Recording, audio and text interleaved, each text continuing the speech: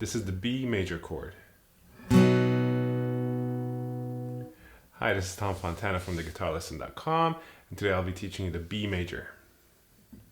And as you can see, this is a bar A chord, and we'll be rooting it off of the second fret of the A string. So our first finger will need to hold down all of these strings really tightly.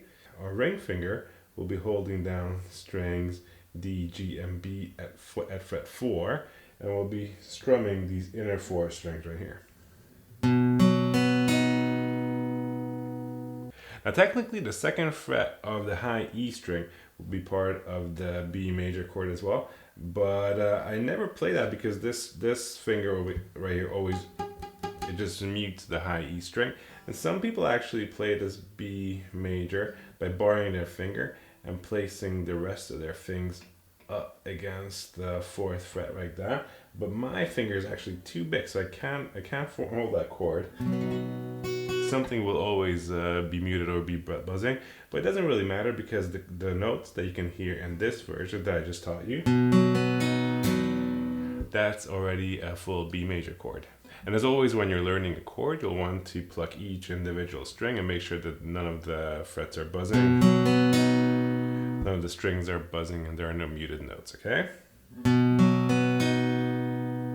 Now it takes quite a bit of pressure to be able to hold down a bar chord like this. So if you just started playing guitar not long ago, then you won't be able to do this just yet, but don't worry about it.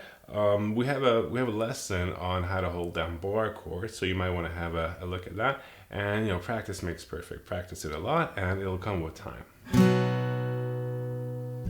Now let's just use the chord on-off technique to burn the chord shape into our muscle memory. So strum the chord, let it go, wiggle your fingers a bit, form the chord again, let go.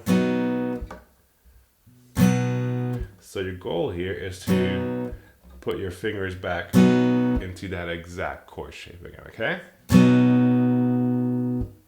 Now there's another common way to hold down the B major chord. That's at the 7th fret of the low E string, and this will be a bar chord as well.